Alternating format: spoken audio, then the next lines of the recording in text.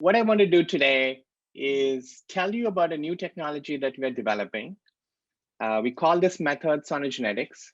This is a tool that we can use to control neurons and other cells non-invasively. So this project started off in C. elegans and is now moved into mice. And I'm going to walk you through this journey over the last, I would say maybe 6 or 7 years now. Before I get started, I want to show you what we are doing. So these are the 3 model systems that we work on in our lab. So we work with nematodes. This is nematode C. elegans. And we have been studying chemosensory behaviors now for about 10 years. And then we have built a model of fear and anxiety, particularly using another nematode, Pristianca specificus, that Ralph Summer here has been pioneering, and using the interactions between those 2 nematodes. The second movie in the middle is the larval zebrafish. So I want to admit that this is an experiment that we cannot reproduce. This is a syringe that is releasing bromophenol. And as we release bromophenol blue, a 5-day-old larvae detects that and crawls away from it. And we've also been studying chemosensory behaviors in the zebrafish larvae and also using whole brain imaging there. And finally, most recently, we've been looking at the rodent model, particularly to test this new technology that we are developing, which I've already referred to as the Sonogenetic tool. Okay, so here are the team who work with this project. So this is a pretty large team. We have grad students, we have postdocs, and we have collaborators in different institutions that help us develop this technology. Okay. All right. So the question that we started out with was, how do you study a neural circuit, right? So the traditional model has been, you try to identify all of the cells, you identify all of the connections, you try to manipulate those connections, and you measure the outputs. And you use this approach to try to understand how the circuit is functioning and generating behaviors. Now, manipulation is where we are currently working on. So there are many approaches to manipulate specific cells in different model systems. These include light.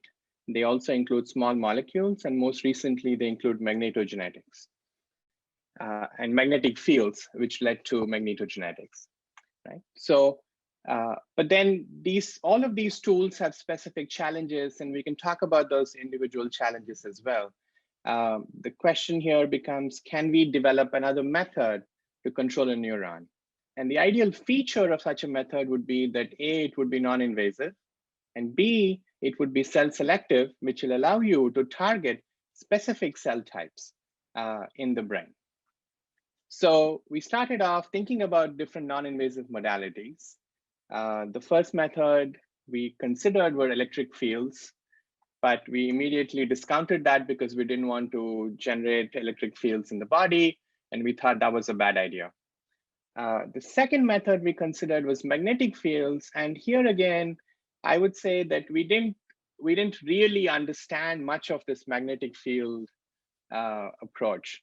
And we assumed that the magnetic field would be too weak to try to generate enough force necessary to affect an ion channel and affect a cellular function.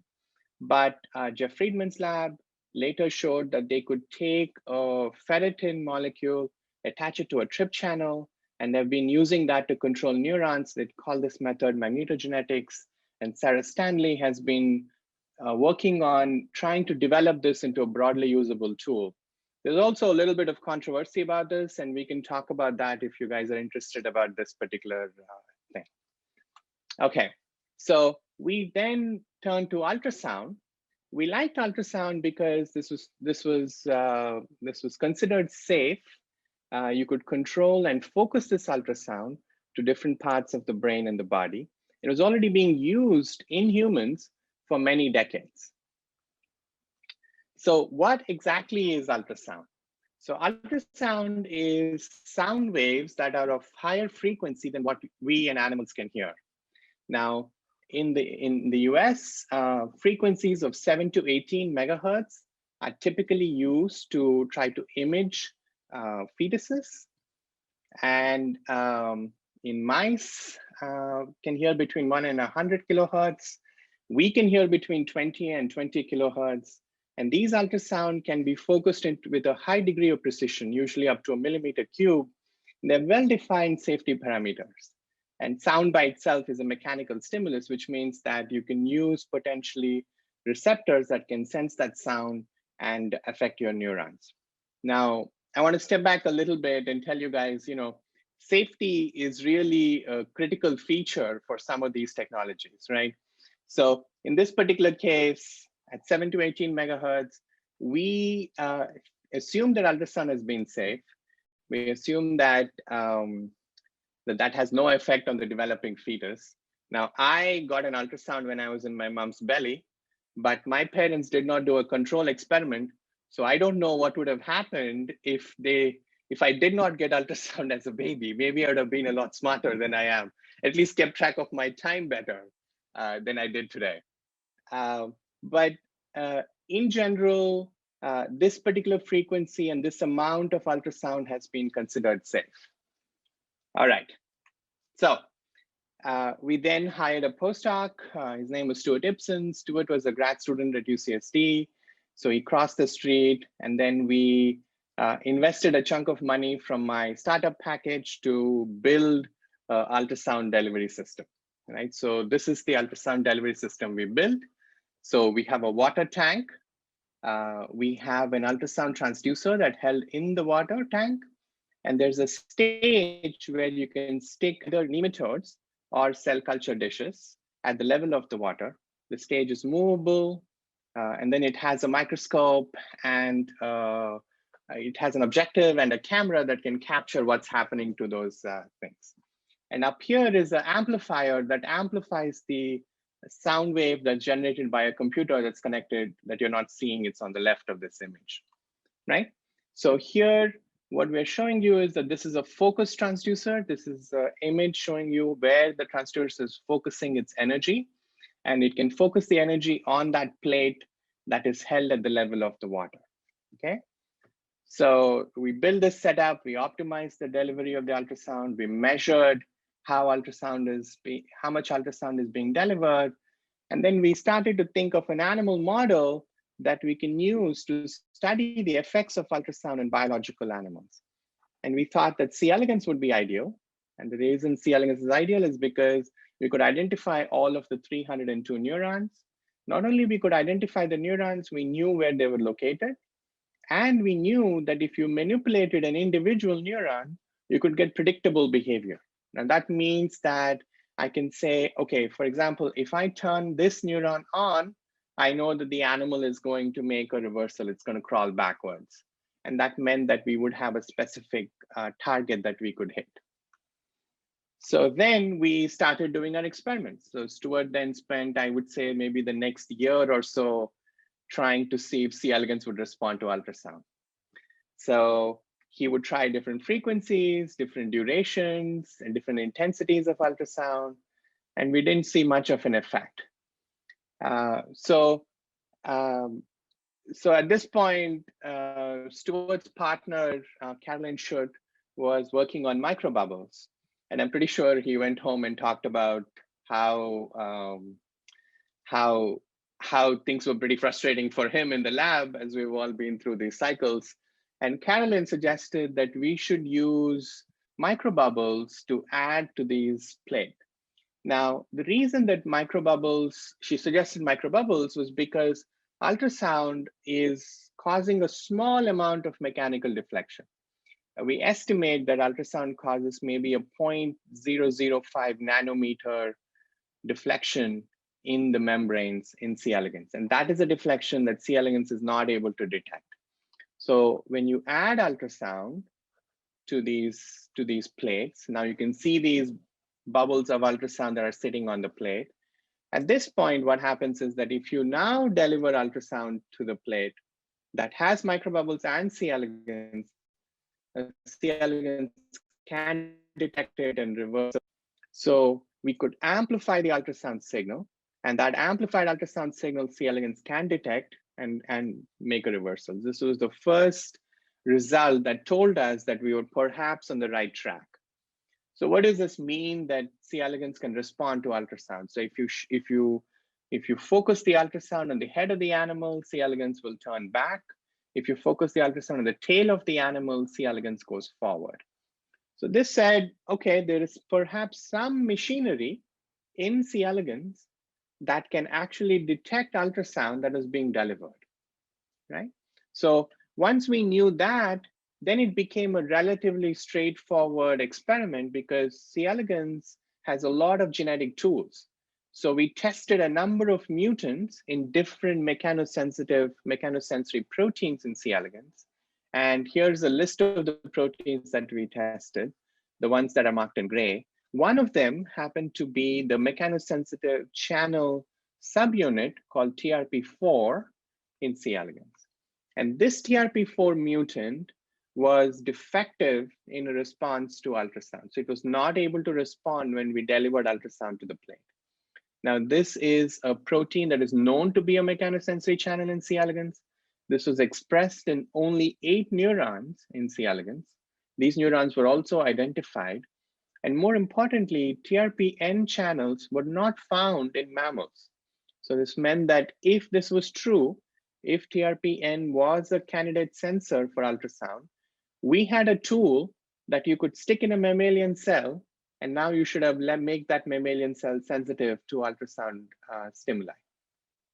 Okay, I'm going to walk you through the rest of the journey. Not all of those pieces turned out to be right, but this is kind of where we started off thinking about what this could mean for our experiments. Okay, so here's the first evidence that this would actually work first in a worm. So you take one of those TRP-N proteins that is not found in a neuron, you stick it now in that neuron and you say, does this neuron respond to ultrasound, right? So we chose these chemosensory neurons in the head of the animal, in the head of C. elegans, AWC neurons. There are 2 of these in the animal. We have a way of labeling one, but not the other in different colors. So what we do is we stick our channel along with the genetically encoded calcium indicator GCAM in one of these neurons, and then we stimulate this animal with an ultrasound stimuli. So what happens is that when you deliver ultrasound about 5 seconds, the cell becomes brighter, saying that now it's become active. So without the channel, you don't get, this neuron does not respond to ultrasound. So what we have done is taken this neuron that normally doesn't respond to ultrasound and made it sensitive to ultrasound just by delivering this TRP-4 protein to it. Now we can also show that activating this neuron would drive behavior. And then using a similar strategy, we showed that some of these, multiple of these sensory neurons can be controlled by our technique. So we wrote up this paper, we sent it off to get reviewed, and then we spent about a year with review, and then the reviewers came back and said, you know, all of this sounds exciting. I mean, this might be an interesting tool, but all you have done is manipulate sensory neurons. Now, it is quite possible that what is happening is that the animal is detecting some amount of microbial change or movement on its skin. And this technique is not really non-invasive. You're just triggering sensory neuron function by doing this method, right? And that was possible. So we started to think of an alternative experiment, and we focused on an interneuron that did not have any dendrites that contacted the skin. So this interneuron, the cell body of the interneuron is at least 25 microns away from the cuticle of this animal. And so when you stick our channel in that interneuron, this interneuron can also be triggered by ultrasound. So this said that whatever we were doing, we were able to activate a neuron that is at least 25 microns away from where the microbubbles were located. And this, in our mind, represented non-invasive control. This paper got published and has allowed us to start considering using this technology in other places. So what is really going on? in this thing. So we have a hypothesis of what's going on. We still don't understand exactly what happens when ultrasound is delivered to the membrane. So this TRP-N protein, TRP4 protein is pretty large. The pore of the protein sits on the membrane. It has 27 anchoring repeats that anchor this protein to the microtubule network underneath. And when ultrasound is delivered, you change the mechanical stress on this anchoring repeat and actin filament strain that allows the channel to open and ions to flow in. This is a calcium selective channel, which allows the cell to become depolarized and gives you activity in that cell. So this mechanism is mostly coming from studies in Drosophila, where they look at no membrane potential C. But we haven't really, that this is the mechanism that works for ultrasound yet. Now, one way to prove it would be to make changes in the length of this anchoring repeat chain, make it smaller or larger, and see if that would affect the sensitivity of the channel. And we're doing those experiments, but those are slightly harder experiments to do. So at this point, we had a good start. We showed that the technology would work in C. elegans, and we were able to get predicted behavior by controlling these cells in C. elegans. Now, at the same time, while this was happening, the US government and then President Obama announced a big initiative to try to support neuroscience research in America. This project is called our Brain Initiative project. It's still ongoing. And Brain Initiative, the goal of the Brain Initiative was to develop technologies that were non-invasive. And so we applied for a grant and received a large amount of money from Brain Initiative to test if our method would also work in a rodent. And this is where I think, there are definitely days when I'm not sure that it was a great idea to get going into mouse. But at that time, I decided, hey, if this is good, if this is a new thing, we got to take it all the way, make sure that it works in a larger animal. And perhaps the safer strategy would have been to go into zebrafish, which we had already established in our lab and we had already been studying. But rodent meant that we could then expand it further into larger animals faster, at least land-dwelling animals faster. So I built a mouse group. I recruited postdocs who had expertise in mice. I had done mouse work in grad school, but since grad school, I hadn't done any mouse experiments. So this was a little bit challenging for us to get a mouse colony going, write up a mouse protocol, make sure that everything was in good shape before we started doing these experiments. So the strategy we thought was, does this method, to test whether the method works in mammals or not, was to ask, okay, first, we wanted to make sure whether this channel would actually work in cell culture. So we would take the C. elegans protein, stick it in cells in a dish, and then say, do you get an effect when you stick this protein in mammalian cells in culture? Then we had to design and build a delivery system for mice. Then we had to express the channel in specific cell populations, which was already done, and we had established ways of doing that third thing. And then we would want to analyze the behavior and activity of target cells, which have also been established, and there are standard tools for doing both of those things. So we started off with the support from Brain Initiative and the support from both innovation grants from Salk and the Kavli Institute to push on this project a little bit more. So here was the first experiment that we did. So this is showing you that the C. elegans TRP4 protein does express in human cells. So these are panels showing you HEC293 cells. These are human kidney fibroblasts. On the column on the left is the genetically encoded calcium indicator GCAMP, 6F this time. In the middle is a label for tomato tag TRP4 protein. And on the right is the one that's merged. In these two panels on the top and the middle, we're showing you that if you express TRP4, if you transfect that in, TRP4 is actually expressed. This is a C. elegans protein that's being made in the human cells.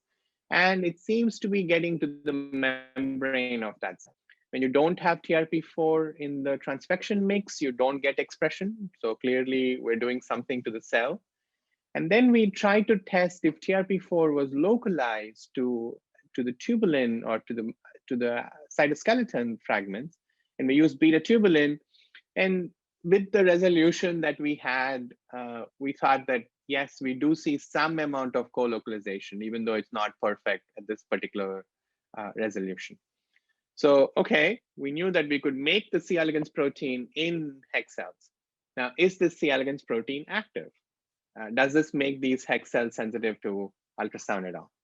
Now, it turns out that if you add microbubbles, you get nice responses to ultrasound. And this was pretty exciting. It said that these cells did respond. So then we did a control experiment.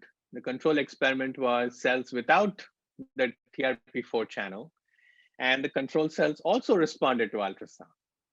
So basically, this said that HEK cells, HEK293 cells, when you deliver microbubbles to them, they respond to ultrasound, and there's no difference of adding this TRP4 channel. So we had this result within about 3 or 4 months of our funding being started. And this was pretty disappointing because this meant that TRP4 did not add any additional functionality. At least the C. elegans protein did not add any additional functionality to the mammalian cell. So this then got us to think about going back to the drawing board to think about what else can be going on. How do we find one of these proteins? Or is there even something that we can use? So we looked at the sequence of these TRP4 channels. And there was a paper that did a bioinformatic analysis of all metazoa and trip channels. And it turns out that TRP4 channels, the one on the left here, is mostly found in marine animals like Nematostella, Trichoplax, Hydra, Meranopsis. It's also found in flies and worms, Siona, fish, and Xenopus. And there are no TRP-N channels in mammals, like I already told you guys before. So we said, okay, given that TRP-N channels are found in marine animals, is there a possibility that perhaps there is a different TRP-N channel that would work in mammalian cells? And so we tried to take that track, and Uri Magrum, a student of mine, and I spent about 3 weeks at the Marine Biological Laboratory in Woods Hole, Massachusetts. Marine Biological Laboratory is a large aquarium where they collect different animals from the ocean, bring them in for scientific purposes. They also run courses, including an excellent course in physiology and microscopy. And the goal was to see if any of the species that we were getting into the aquarium would be sensitive to ultrasound. So this is Stuart. We took our ultrasound rig over, we set it up in one of their rooms. And here's a cuttlefish. And this cuttlefish is going to change color of its skin. We thought this would be the one that would respond to ultrasound, but this cuttlefish had no response at all to ultrasound at all. Then we started looking at other species. So this is an image of Bill Groisman. So there's a little log in the water in one of the docks at Woods Hole, and this log has some barnacles that are stuck on it. So Bill pulled out a little piece of that barnacle and gave it to us. And this barnacle, when you stick on a rig and deliver ultrasound to it, does get a response. So barnacles have this hard, tough shell, and they have these little feet that stick out of their skin, stick out of that shell. And these feet are basically moving food into the mouth of the barnacle. So ultrasound is being focused on the feet, and when ultrasound is delivered, we can deliver ultrasound at different frequencies. This one is being delivered at 2.25, and at about 10 seconds in the movie, ultrasound is delivered, and barnacle flinches, or at least the feet flinch. And this was the first response we got from any animal to an ultrasound pulse without any microbubbles in it. So in C. elegans, we always observe responses only with microbubbles, and microbubbles was a problem. If you hit it a couple of times, it gets angry and closes its shell and pulls it feed back in. So clearly, again, in the barnacle, there is some mechanism that can detect the ultrasound that we were delivering. So is this just barnacle, or do other things also respond? So this is Hydractinia, this is a colonial hydra. And when you deliver ultrasound to it, it withdraws all of its tentacles that are floating around. Now, similarly, we have tested multiple other species. This is a baby octopus. It's a one-day-old hatchling of octopus, bimaculoides. When you deliver ultrasound to the skin of the animal, then the chromophores on the back of the animal expand, and something is bothering the octopus. I mean, it doesn't like being stimulated. It kind of tends to respond to these things.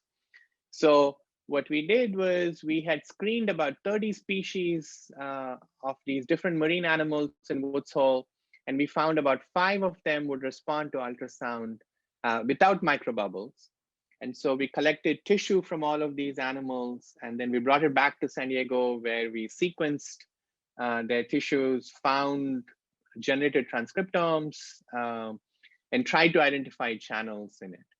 So this has been a large project, and it's been an ongoing experiment. So we have so far analyzed Hydractinia, and we are analyzing octopus, but we do have other animals that we haven't really looked at right now. So we haven't gotten many sequences from barnacle or squid or obelia, and those are still ongoing experiments in our lab to find these channels that are responsible. So obviously getting whole genome or whole transcriptomes is great, but of the thousands of genes that are found in this animal, which one is the one that's detecting ultrasound is still a tricky question and requires a functional assay for us. And the functional assay involves a setup that looks like this. So here, what we have is an image showing you HEC293 cells that are already expressing the genetic, the calcium indicator GCAM. Before ultrasound, they are not super bright. When you deliver ultrasound, they become active that you can measure. So the way this experiment is set up is we have a chamber where we have cells that are in culture, and then we have a lithium niobate ultrasound transducer that's delivering ultrasound through the gel into the chamber, and the responses of these cells are detected in that same rig that I was showing you using a 40x water objective. Okay, so we have this expression set up, and then we screen a set of proteins by transfecting individually these clones. These are mechanosensitive proteins or trip channels that we find either in the marine animals or in mammalian cells. And we found that one of our clones, which we call clone 63, this is a TRP-A channel, is active, can make these HEC cells responsive to ultrasound. The control protein, which is just tomato, gives you a small amount of ultrasound activity, which is significantly different from the clone 63. So this said that, okay, so this protein and its homologs in different species were able to make HEC cells sensitive to ultrasound. So this was another hit that was able to be translated into mammalian cells. So we decided, okay, given this candidate, we're going to try and pursue this candidate, figure out what's going on with this guy. So this clone is expressed on the membrane of HEC cells. So this is an image showing you the tomato fluorescence. Tomato is localized to the cytoplasm. This is our clone. When you tag this clone with the MIG tag, it ends up on the membrane. Some of it at least does. So this is a fluorophore. This is a GFP protein that is tagged to a membrane label, identifying all of the membranes on the cell. And now when you combine these two images, you can see that at least some of the protein gets to the membrane, even though some of it is still stuck in the middle of the cell. So it says that this clone is expressed on the membrane of the HEC cells where it's supposed to be functional, and perhaps that's where it's responding to the ultrasound stimuli that we are delivering.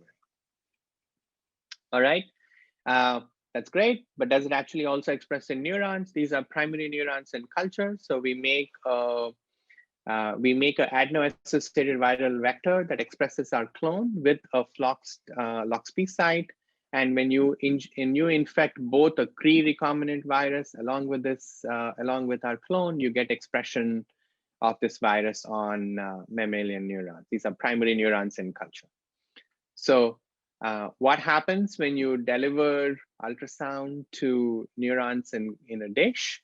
So this is a control experiment on this plate here. I'm showing you neurons expressing just the Cre recombinase protein. You might see occasionally some cells responding, but most of the time these cells do not respond to ultrasound. In contrast, when you also express our ultrasound channel and you deliver ultrasound to it, you get a much bigger response.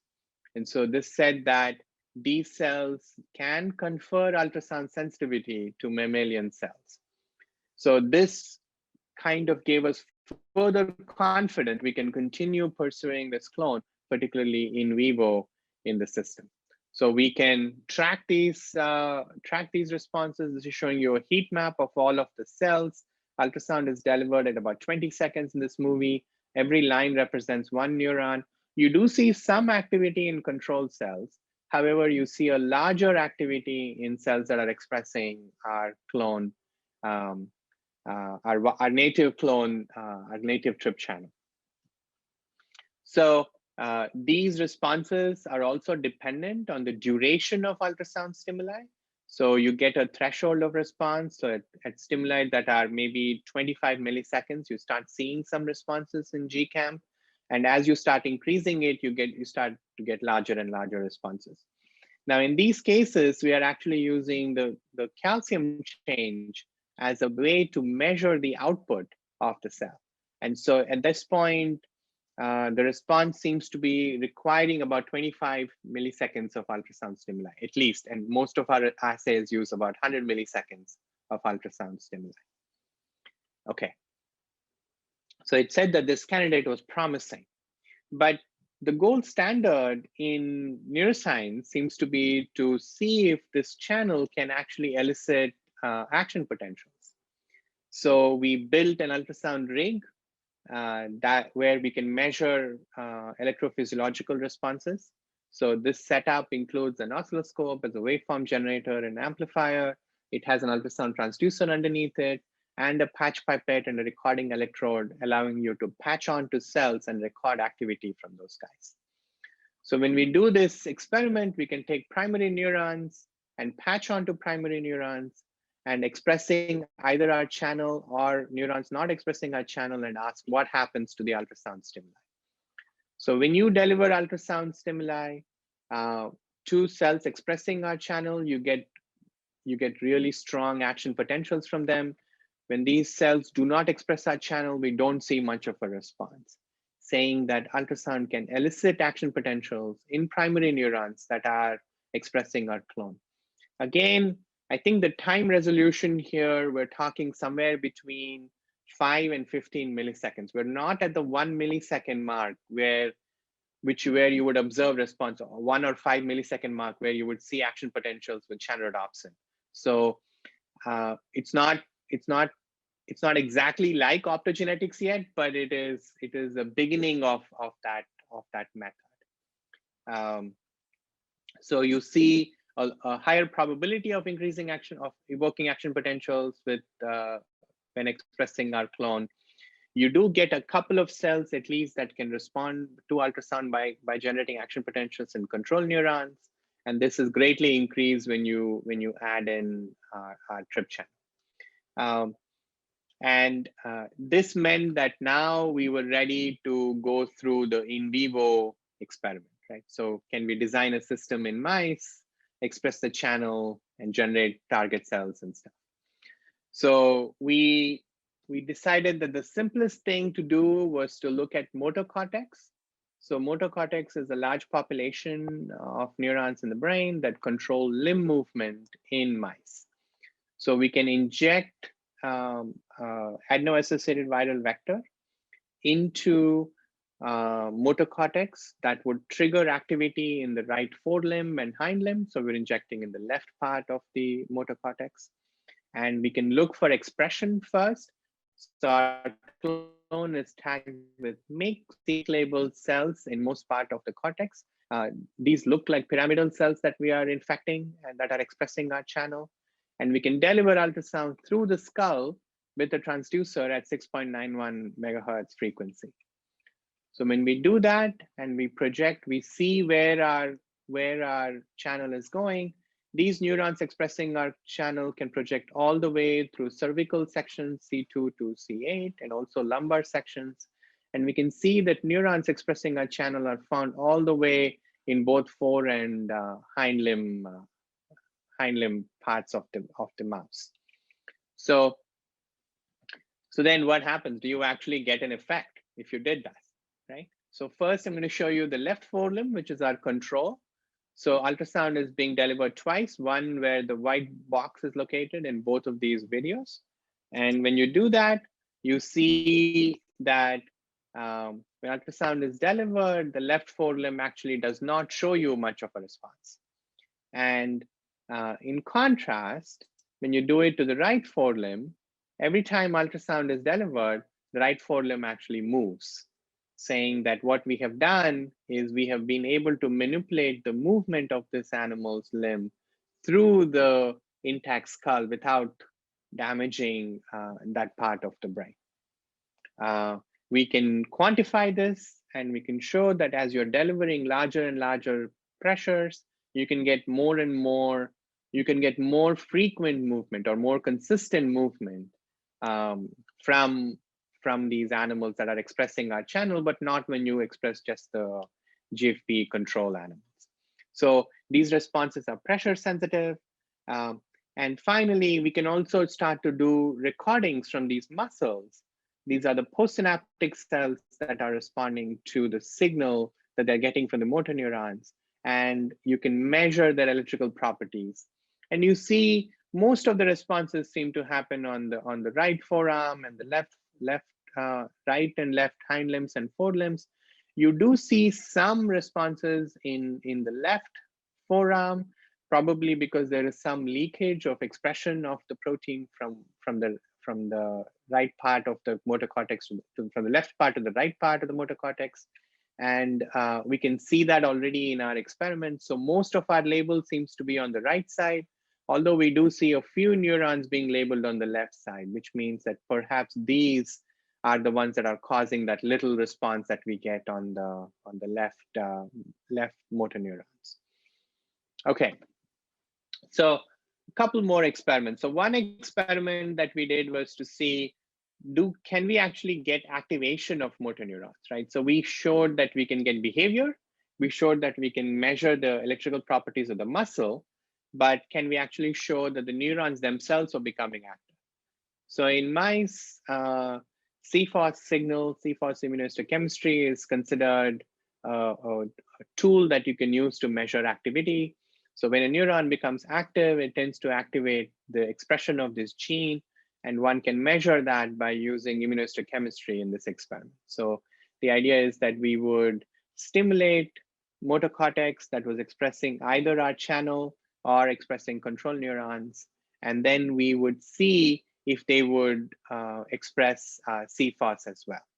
So here is our control experiment. So when you do GFP expression and you deliver no stimuli, you get very little activation. When you express our clone and deliver no stimuli, you get very little activation.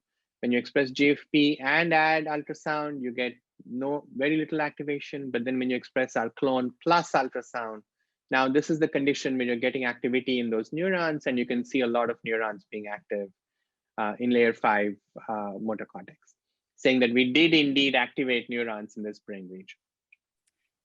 I'm sorry to interrupt. We can quantify this again, and we show that many neurons expressing our channel are also activating CFOS, saying that we have activated these cells.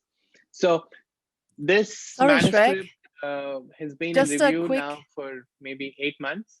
We spent about few months at Nature. Nature reviewers, 2 of them like that. The third reviewer is a little bit unhappy about it, as is standard for the field at the moment. They are concerned that we are seeing some responses in control cells, which they feel might explain that we might have some background effects. So we have now sent the paper to Nature Biotech, and it's been in review there for the last 2 months. So hopefully I'll tell you guys what happens with it when after Nature Biotech comes back to us. But clearly this channel is great. This channel is the first demonstrator. But as the reviewers are pointing out, and as you guys have already seen, in patch clamp experiments and in calcium imaging experiments, the difference between control neurons and neurons expressing our channel is not that great, which means that we have to make our channel better or more sensitive to ultrasound than where we are right now. And we have started to do some of those experiments. So we did a mutagenesis experiment. And here is our original clone at the bottom. I'm sorry to interrupt. And when you mutate it, particularly mutant 9, is a lot more sensitive compared to the original mutant. So this is a mutant now that is increasingly sensitive to ultrasound. And so perhaps there will be a bigger difference between mutant 9 and the wild type and the control animal, allowing us to use perhaps smaller intensity of ultrasound that will allow us to differentiate between neurons expressing our channel and neurons not expressing our channel. Again, we haven't done a whole lot yet, but this is the first steps into making this into a better tool than where we started off with. The second is, can we find a channel that can inhibit neurons instead of exciting them?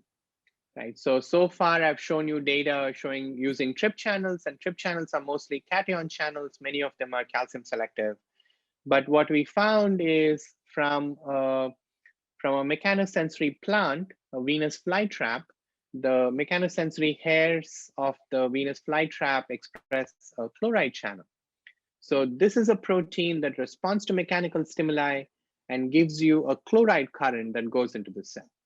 So now as you increase chloride concentration in the cell, you can make these neurons, make these cells. Sorry, Lillian, you had a question? Yeah, I just wanted to remind you that's I can't hear you. Oh, you can't hear me? Can other people hear me? Yes, now okay. I can. I just wanted to give you a quick reminder that in order to still have time for some questions, maybe for the people willing or have time to extending 5 to 10 minutes over 4, yeah, to maybe wrap up in 5 minutes. Thank you. I'm going to wrap up in like 2 minutes. Perfect. Okay, so this protein is a protein that's coming from plants, and it's a protein that responds to make ultrasound and delivers chloride current into the cell. And then finally, I want to show you one additional innovation that we are building, which is, this is a small transducer. This is about 100 milligrams in weight, and it can stick on the mouse's head and allows the mouse to move around freely. And so this is a transducer that we can use for freely moving animals, because the previous experiment I showed you was for an anesthetized animal. Okay. So our take-home story is that ultrasound can activate senso C. elegans neurons expressing TRP-4. Our clone can render HEX cells and neurons sensitive to ultrasound in vitro. We can express this in motor cortex and allows them to be controlled non-invasively. And we can be applying these to other cell populations. Looks like I have one question. I want to show you one potential application. In my fantasy world, what we want to do is fix something like deep brain stimulation in Parkinson's disease. So here's an individual that has a battery in their brain, in their shoulder, that's controlling neurons in subthalamic nucleus. This is an 18 to 20 hour operation. This involves making a hole in the skull and delivering electrode all the way to subthalamic nucleus.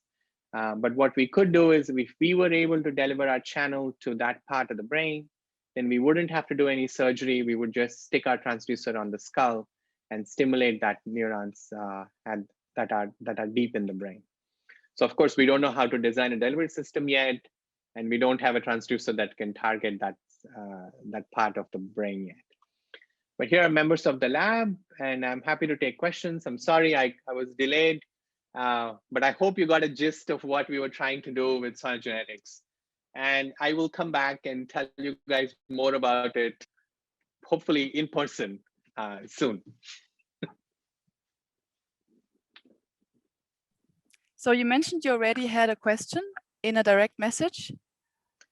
There was a question that said if I could hear you. Ah, okay. And here are members of the lab right now. I know I didn't have time to tell you guys about our worm experiments or our fish experiments, but we can talk about it if anybody is interested either today or tomorrow.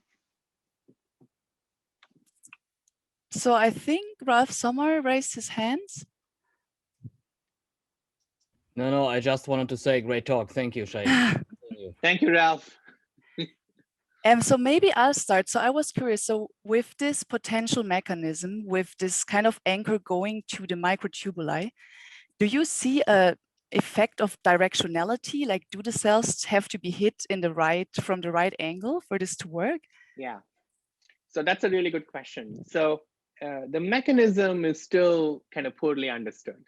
So in terms of the anchor and repeat that are connecting to the microtubule network under the inside the cell, that's a mechanism that we think works for TRP-4 protein, which is a class of the TRP-N family.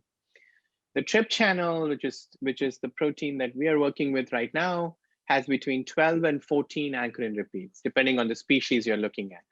And this protein seems to be interacting with the actin cytoskeleton. So the N-terminal tip of this protein is freely moving, and this protein apparently at the N-terminal tip can contact actin by itself. So at the moment, I would say that there is a lot of controversy about how ultrasound is affecting cells. So there was a paper that Shai Shoham from NYU had published, shows that ultrasound is actually causing a bubble to cavitate within the membrane. So you have a cavitation effect within the membrane, and that leads to a big release of mechanical energy, and that means that ion channels in the membrane are responding to that. So we, our collaborators at UCSD, James Friend and others, have shown that if you deliver ultrasound to a hex cell or to a neuron that's stuck on a dish, you can move the membrane about 40 nanometers. So they predict that moving the membrane means that there might be a difference between the inner leaflet and the outer leaflet of the membrane. And so you're changing the capacitance of the cell. And it's a change in capacitance is what this TRP channel is detecting. Now, the interesting thing is that most of the mechanosensitive channels that we have tested don't respond to ultrasound. There is something particular about this TRP channel that's responding to ultrasound. So clearly, we are not just delivering mechanical stimuli. I think what we're doing is affecting the membrane in some more complicated fashion. Either we are changing the distance between the two bilayers, or we are causing some other kind of change in the membrane. And this is absolutely essential, right? So understanding what is going on at the biophysical level is critical, because if I'm going to tell somebody that they should adopt our method, I also have to provide them with a reasonable explanation of why they see an effect. I mean, it's not enough to say, yeah, I see an effect, go use it. You want to also say why you are getting that particular effect. So we have a manuscript that's in review showing the mechanism of how naive cells are responding to ultrasound. And then we are continuing to test out different pieces of what are the critical parts of the TRP channel that are working. Thank you. We don't have those pieces yet. Yeah, thank you. And I also wanted to say it was a really wonderful talk, and it reminded me like a lot in the sense, this romantic vision we have of science, where you really go out and fish like species out of the sea and see if you can use it. So yeah, I think it's really, we do fish out of the yeah. sea, but there's lots of stories about this. I mean, California is very restrictive of getting things out of the ocean. Massachusetts is not. So if you want to do things in the ocean, you got to be on the East Coast, not on the West Coast. I just loved how, yeah, it's this romantic vision of science that we might have had as a kid. Apparently, it's still there in some parts. Yes. Thank you. So I don't know if I missed somebody raising their hands. I would suggest to just yeah, unmute yourself. Yeah, so maybe we can ask a few questions. That was a really fun talk, by the way, Shrek. Thank you, Jennifer. So just curious, when you actually go through the skull, there's attenuation of the frequency, right, of the Yes. ultrasound. And so how much is that? Like, are you guys trying to optimize it for what the frequency will be once you go through the human skull? So this is a really good question. So the transducer that we have right now, the little transducer, this guy that we have just designed, we're losing about 30% going through the skull. And then we lose about 70% going through the mouse spinal cord. Because the spinal cord is thicker, there's a bigger bunch of muscles around the spinal cord, particularly if you're trying to target motor neurons within it. So clearly, this is not going to be enough to go through a human skull. I mean, if you try to go through a human skull, you're going to lose like 95, 96% with our transducers. So we don't have a solution yet. I am working with a new collaborator who claims that they have a metamaterial that is the negative refractive index of the skull, such that when ultrasound is bouncing back from the skull, it'll be bounced back into the skull. Now, I have not seen this material in action, to be honest, and it looks like the material can only work if your frequency of ultrasound is less than 1 megahertz. And that limits what we can do because frequencies that are less than 1 megahertz tend to heat up the target tissue and are also heavier. So you can't use it in a mouse, but perhaps in a human that might be effective. Now, I think the real question is, I think the other part of that question is, are we really concerned about frequency, or are we really concerned about mechanical stimuli that we are delivering, right? So the trip channel that we found works at 6.91 megahertz, works at 10 megahertz, but does not work at 2 megahertz. So clearly there is something that is different there. We have a microbial channel. It's a bacterial channel that works at 2 megahertz, but doesn't work at 10 megahertz.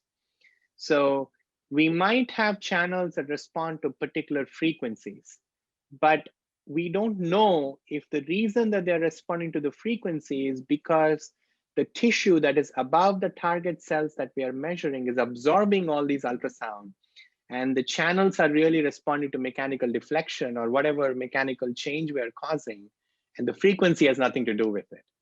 But these are questions that are still open and outstanding. I would say that there's a small community of researchers who are pursuing Sonogenetics. There is a group in WashU. There's a group at Caltech with Mikhail Shapiro, Charles Casey at Vanderbilt, Kim Butz-Pauli at Stanford, and there are 2 labs in Hong Kong.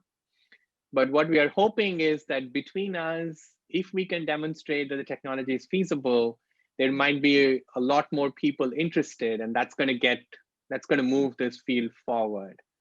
So for those of you who are interested, we are running a course next year in San Diego where you guys can come see how Sono is going to work. And hopefully by that time, we would have multiple candidates for you to play with. But this is early days for our technology, I should say.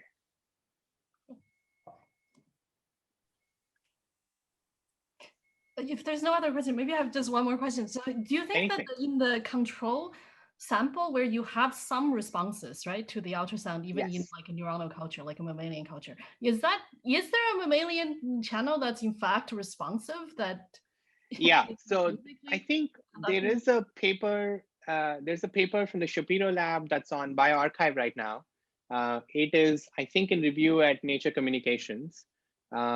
Mikhail's lab showed that if you take mammalian cells and you do an siRNA screen, mammalian hex cells, and you do an siRNA screen, he found that TRPM7, TRPCC1, and TRPCC2 knockdown of those channels prevents the hex cell from responding to ultrasound.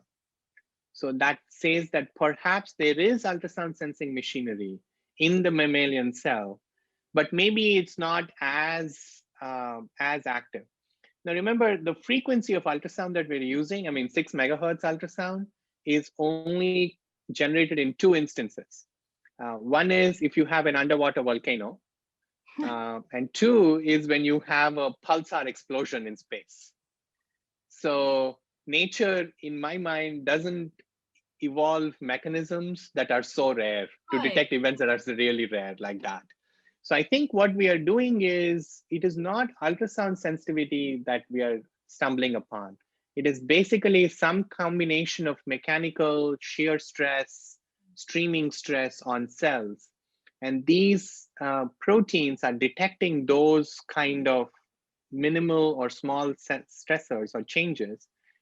And those are the ones that we're leveraging in terms of getting ultrasound sensitivity.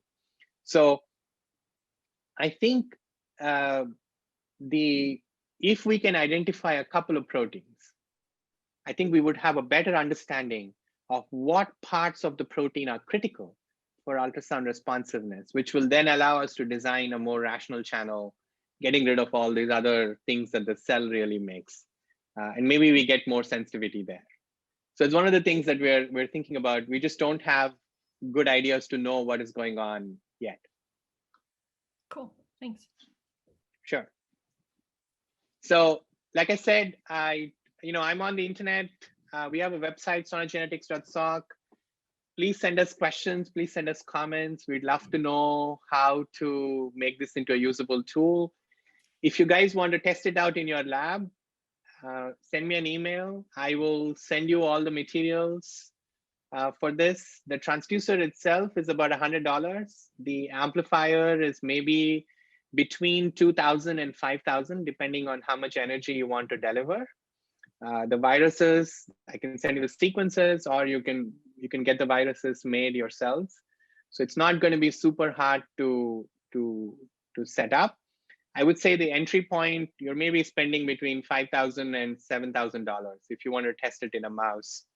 If you want to test it in other animals, it might even be cheaper. I mean, zebrafish would probably be a lot cheaper because you don't have to go through all these attachments and adapters and stuff for delivering ultrasound. You can just stick the sound, you can stick the transducer in water and you should be able to get responses there. So I am looking for collaborators. I'm also looking for postdocs. I'm looking for people who can work with us, engineers interested in ultrasound transducers and physicists. So please be in touch. Please let me know if there's anything that interests you. And as Lillian said, I'll be online tomorrow morning. I'll wake up earlier, so you guys can we can chat if I'm unable to answer anybody else's questions today. Yeah, so if there's no questions anymore here, you can still get in touch with me about the one-to-one sessions, which will be late. Oh, Atta? It's a clap. Yeah, you can still get in touch with me about the one-to-one meetings. They will be late in the evening here, so around 6. And yeah, thank you very much for the talk. It's very exciting to hear about something that is yeah on the horizon. Thank you so much. See you tomorrow then. Yes, we'll see you tomorrow. Thank you, guys.